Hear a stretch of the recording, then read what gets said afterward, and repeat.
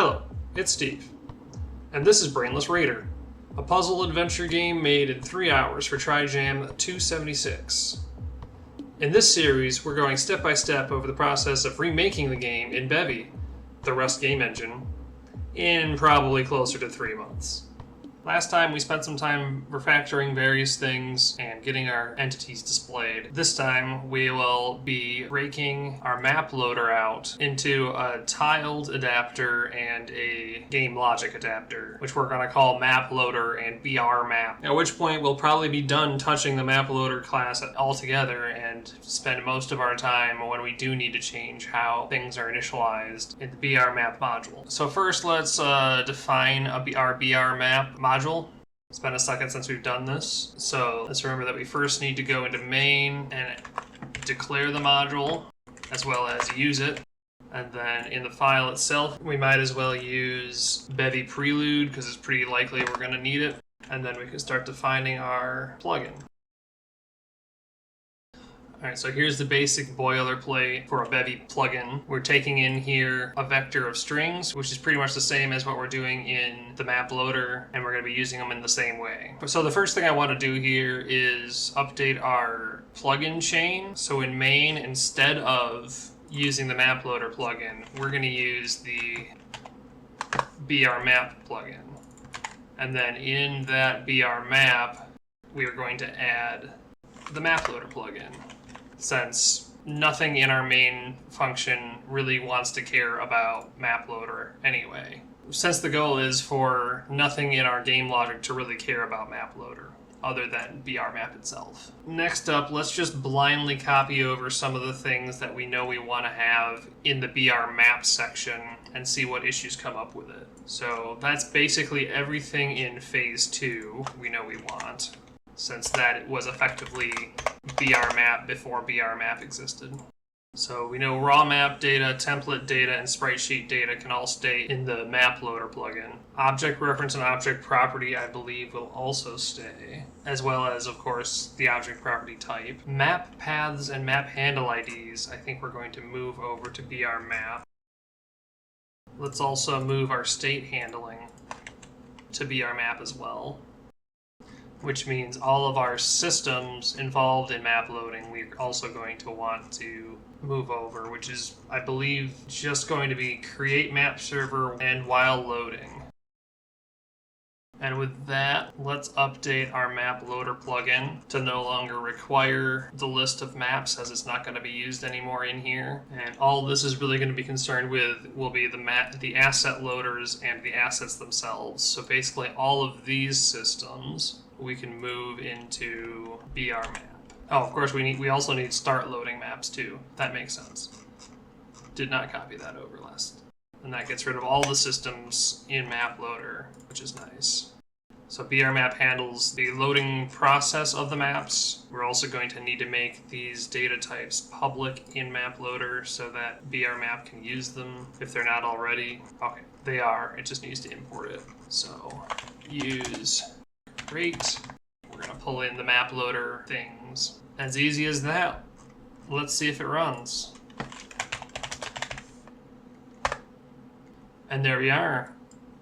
Still working as intended, but now our map loader is just dealing with loading the assets and can be closed because the assets are in fact being loaded.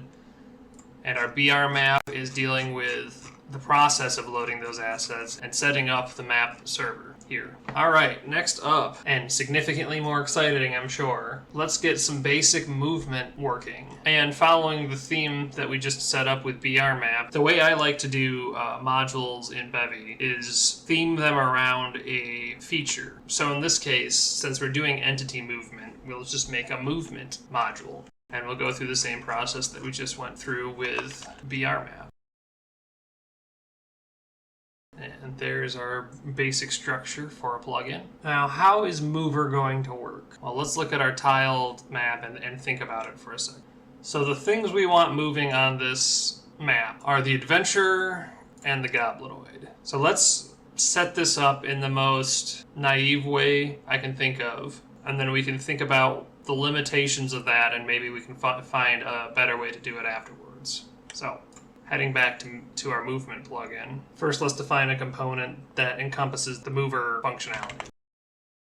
And we're just going to put some random data on it for now until we figure out what we want on there. What we're also going to need is a system.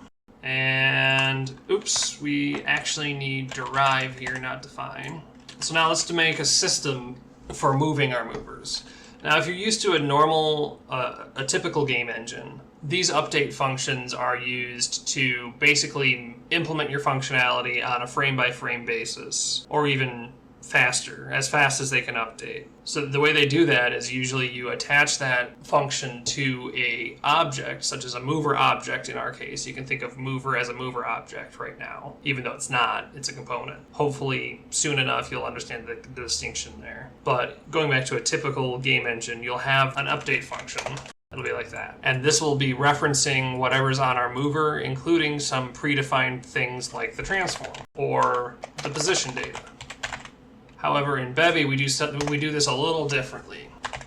We're going to do a move movers function, which is going to take in all of our movers that are available to us. And the way that it does that is through something called a query. Now, you're going to get very used to using queries if you use Bevy a decent amount, but they are kind of weird at first. So an obvious thing to start with here is to say, okay, I want a query of movers, because we're going to be moving all of our movers. And there are actually several issues here. First of all, mover needs to be a pointer, because that is just part of the definition of query. I'm sure the people working on Bevy could give me a better reasoning as to why that's necessary. Another thing we need is actually, if you see here, mover doesn't actually have a reference to transform or anything. And if you remember back in main, where we're creating these objects, we're actually spawning them in with bundles, which include transforms and sprites and texture atlases and other things. It's a little bit magic what that does under the hood, but we know that this object also has a transform on it. Or we know that if it matches this query, it will have a transform on it, because this is looking for everything with transforms and movers. And since we want to update the transform of the movers, we need both of these in the query. Another interesting way to do this would be do with a with here. But since down the road we actually do want to use some of the data in this mover, we're not going to do a with. We're actually going to do just a mover here. Problem, again, this is angry. Why is that? That's because what query actually is a set of query data and a query filter, which means this was fine when it was using a with, because that's a filter. However, on its own, this is not a filter. This is the data that we're looking for. So what we need to do is wrap all of the data that we need in a tuple.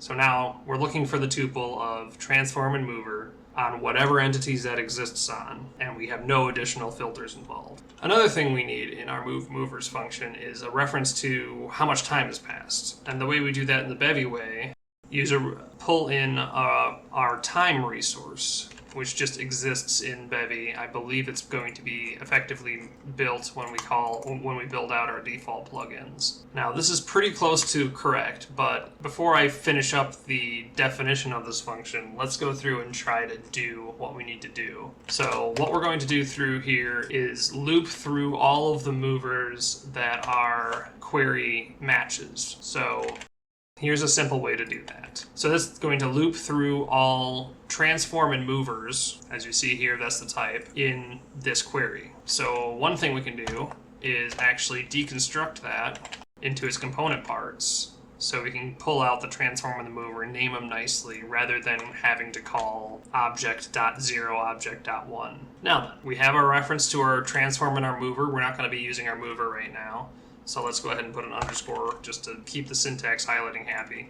And let's try doing transform.translation, which is the position vector of our transform, .x times 10 times time delta seconds. So here we're changing the x value of our translation by 10 pixels or units of space per second. But as you can see, this is clearly a big nasty error. And what is happening here? So anytime you see this thing can't be written, the issue here actually that this transform is not mutable. And now, if you see here, we have to go back and use, instead of iter, we have to use iter mute. So that way we'll get mutable. And now we have another squiggle up here. This query also needs to be mutable. And finally, also, so does the transform up here. So that kind of all bubbles backwards to that. That is kind of an annoying error to look at, in my opinion, but you just have to remember that if you need to change something, it needs to be mutable, the query needs to be mutable, you need to iterate it over it in a mutable way, and inside that query, the thing that you're mutating itself needs to be mutable. Cool? Cool.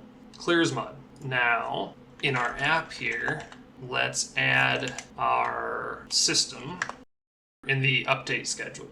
And another thing, we want to make the mover pub so that we can initialize it. So now whenever we do have a mover in our scene, it should be moving to the right slowly. Now, how are we going to actually make a mover in our scene? The basic way to do that is just simply going to be checking this object data for the type. So for instance, if object.object type is adventure, then we want to do some separate logic here. And actually, one interesting way to do that is let's grab our entity commands here, which is something that comes out of the dot spawn, allowing us to do additional operations on this entity, which means we can also insert additional bundle information into this, which will be basically, you guessed it, our mover.